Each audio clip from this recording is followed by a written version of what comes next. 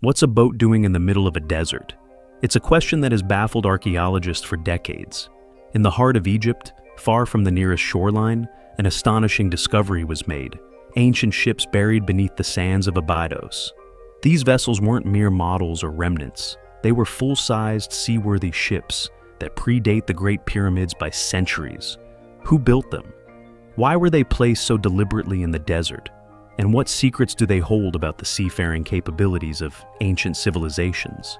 Join us as we uncover the mystery behind these forgotten fleets. The discovery at Abydos began in 1988, when a fierce desert storm swept across one of Egypt's oldest archaeological sites near the region. As the sands shifted, they revealed something completely unexpected: wooden beams protruding from the ground, hollowed out and weathered by time. For years, this strange find remained a mystery. It wasn't until an American archaeological team returned to the site in 2000 that things took a dramatic turn. What they uncovered would change history. Buried beneath the desert were the remains of a massive fleet of 14 ancient boats, each about 70 feet long, lying side by side, perfectly parallel to one another. These weren't models or decorative objects. They were full-size ships. The wood, though degraded and riddled with termite damage, was still preserved well enough for scientists to extract samples. What they found was shocking. Radiocarbon dating revealed that these ships were nearly 5,000 years old, making them the oldest fleet ever discovered. Their age placed them at least 500 years before the construction of the Great Pyramids at Giza. But how did such massive ships end up buried deep inland, miles away from the Nile's current course? Initially, scholars believed that these vessels once floated on the banks of the mighty river. Yet, further studies debunked that theory. The Nile had never flowed close enough to this burial site. Even more curious, if these boats had been docked on a riverbank, their positioning would have been haphazard. Instead, they lay neatly aligned as if intentionally arranged. Excavations revealed that each ship rested within its own mud brick vault, a chamber designed to house it perfectly. These enclosures were about a third the size of a tennis court, with mud brick walls lined with over 120 boat drawings, carefully painted on whitewashed surfaces that had somehow survived the ages. Though local villagers and early explorers had known of the site's existence for over a century, it wasn't until the 21st century that the true significance of the Abydos boats was understood. Their deliberate placement, their scale, and their craftsmanship spoke of a civilization capable of remarkable engineering feats. These ships were not just buried, they were entombed in a manner strikingly similar to how pharaohs were buried with treasures for the afterlife. The significance of the Abydos fleet goes far beyond just another archaeological find. It rewrote a crucial chapter in our understanding of ancient Egyptian engineering and shipbuilding. Prior to this, most evidence of Egyptian ships came from small wooden models found in tombs, like those discovered in King Tutankhamun's tomb, where 35 miniature boats offered insights into nautical life. But models can only tell so much. The ships at Abydos were the real deal, seaworthy vessels capable of transporting dozens of rowers across water. These weren't primitive rafts or dugout canoes either. Unlike earlier boats made from hollowed-out tree trunks or bundled reeds, the Abydos fleet was crafted from planks lashed together, a shipbuilding technique that marked a significant technological leap. This method, known as shell-first construction, was rare at the time and suggests a far more advanced understanding of maritime craftsmanship than previously believed. But perhaps the most astonishing detail was the wood itself. There are no forests in Egypt's desert. The nearest source of quality timber, specifically cedar wood, was Lebanon, hundreds of miles away. This means the builders of the Abydos fleet had not only the resources but also the logistical capability to import massive quantities of timber across great distances. Such an enterprise would have been reserved for the elite of society, likely the pharaoh himself. The arrangement of the ships, each resting in its brick-lined chamber, adds another layer of mystery. These vaults weren't simple pits. They were carefully designed enclosures, almost ceremonial. The walls were adorned with intricate boat drawings, reinforcing the significance of these vessels. Their placement, construction, and materials suggest they were never intended for regular use. Instead, they were purpose-built, likely symbolic and possibly ritualistic. A fleet designed not for earthly waters, but for a voyage beyond life. The Abydos fleet, therefore, wasn't just a collection of ancient ships. It was a monument to early Egyptian ambition, showcasing their technological prowess and spiritual beliefs. To truly understand why these monumental ships were buried in the desert, we have to step into the spiritual world of ancient Egypt. In their belief system, life didn't end with death, it transformed. And to journey into the afterlife, one needed a vessel worthy of the gods. Central to this belief was Ra, the Egyptian sun god, who sailed across the sky during the day and navigated through the underworld at night aboard a solar boat. The pharaoh, seen as the earthly embodiment of Ra, was expected to follow the same cosmic journey after death. Thus, for the pharaoh to be reborn each morning, just like the sun, he too required boats for the afterlife. This is where the Abydos fleet takes on its deeper meaning. These ships weren't mere tools for earthly travel. They were vehicles of spiritual passage, crafted to accompany the pharaoh's soul on his eternal voyage. Their burial near Abydos, a sacred city associated with Osiris, the god of the afterlife, strengthened this symbolism.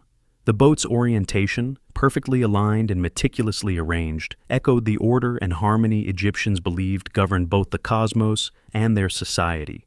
Even Khufu's solar boat, discovered beside the Great Pyramid centuries later, followed this tradition, providing the pharaoh with transport for the next world. Yet despite their grandeur, scholars remain unsure whether the Abydos boats ever touched water. They may have been used in ceremonial processions or built purely for symbolic purposes. Either way, their construction demonstrates not only remarkable craftsmanship, but a deep spiritual commitment and an effort to ensure that Egypt's rulers could traverse the mysterious waters of eternity, just as they once ruled the Nile. The Abydos fleet is just one of many jaw-dropping examples of ancient Egyptian ingenuity. Across the sands of Egypt, other technological feats continue to amaze modern scientists and historians alike. One of the most remarkable is the solar boat of Pharaoh Khufu. Discovered in 1954 near the Great Pyramid of Giza, this vessel, unlike the Abydos fleet, was almost twice as long, stretching 143 feet, and was carefully disassembled and buried in a pit to accompany Khufu in the afterlife. The precision and craftsmanship of Khufu's boat mirror the sophistication seen at Abydos. Constructed with cedar wood planks tied together using rope, a method known as sewn plank construction, the boat's design was so advanced that when it was reconstructed, it floated perfectly. It demonstrated that ancient Egyptians possessed not only religious motivations for their ships, but also real seaworthy engineering skills. But Egypt's engineering genius wasn't limited to shipbuilding.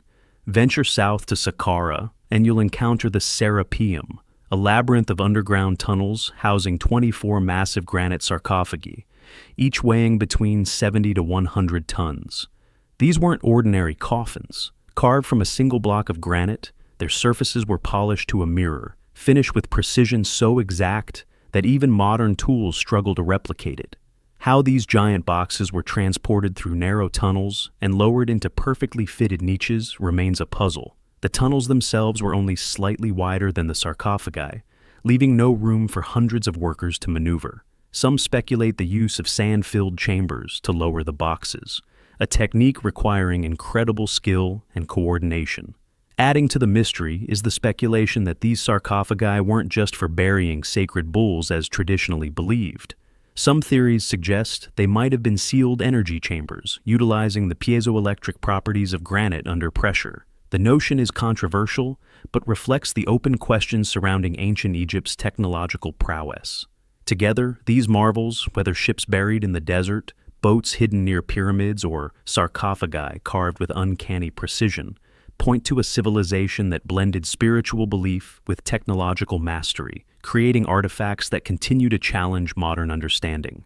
While the Abydos fleet offers an incredible glimpse into Egypt's early mastery of shipbuilding, it's far from the only example of advanced ancient maritime technology. Across the world, other civilizations built remarkable vessels, raising the question, did these cultures develop seafaring independently, or was there a transfer of knowledge across distant lands? Take, for example, the Viking longships of Scandinavia, sleek, fast, and designed to navigate both open seas and shallow rivers. These vessels appeared thousands of years after the Abydos fleet, yet their construction shows an advanced understanding of hydrodynamics and ship stability. The Vikings used overlapping planks, known as clinker-built construction, allowing flexibility and strength in rough waters. Further back in time, the Phoenicians, renowned traders of the ancient Mediterranean, mastered shipbuilding techniques that enabled them to sail beyond the Straits of Gibraltar, possibly even reaching as far as the British Isles and West Africa. Their sturdy merchant ships were equipped with a central keel, improving stability during long voyages. In the Pacific, the Polynesians developed double-hulled canoes capable of traversing thousands of miles between islands using only the stars, ocean currents, and bird flight patterns. They populated vast stretches of the Pacific Ocean long before European explorers dared to cross such distances. The Chinese treasure ships of the Ming Dynasty, built centuries later, dwarfed most vessels of their time. Some reached lengths of over 400 feet, carrying hundreds of sailors, soldiers, and diplomats on voyages across the Indian Ocean. These global examples raise intriguing possibilities. Was the Abydos fleet a unique innovation of early Egypt, or did it reflect a shared legacy of maritime knowledge that spanned continents? They invite us to question what we think we know, to peer into the ingenuity and complexity of early civilizations, and to consider the possibility that the ancients understood far more about the world, its elements, its challenges, and perhaps even its unseen dimensions, than we've yet realized. The fact that the Abydos fleet was buried so deliberately and with such precision suggests that these ships were never just tools. They were symbols, part of a cosmic narrative where the pharaoh wasn't simply a ruler, but a divine being undertaking a celestial voyage. Whether they ever touched water in the physical world is beside the point. Their true destination was the afterlife. Their true mission, a spiritual one, guiding the soul through the journey of rebirth. And that's what makes them so extraordinary. In our time, ships are often seen as practical machines, yet in Abydos, they were spiritual vessels, carefully engineered to navigate a metaphysical realm. Every plank lashed, every chamber lined with bricks, every orientation chosen with purpose. It all reflected a worldview that merged engineering with religion, craft with cosmology. Even thousands of years later, these ancient boats stir something in us. They remind us that humanity has always looked beyond the horizon, not just physically, but philosophically. The Egyptians believed in a balance between the seen and unseen, in the power of ritual, and in the continuity of life, beyond death. And they channeled those beliefs into their engineering, creating marvels like the Abydos fleet, the solar boats, the Serapeum sarcophagi, and the lost city of Aten. In many ways, the real voyage is ours. With every excavation, every rediscovered artifact, we get closer to understanding the minds and motivations of a civilization that helped shape human history. But as with all great journeys, the path is as important as the destination. And as long as there are buried ships waiting beneath the sand or cities waiting beneath the dust, the story of ancient Egypt and of human potential will continue to unfold.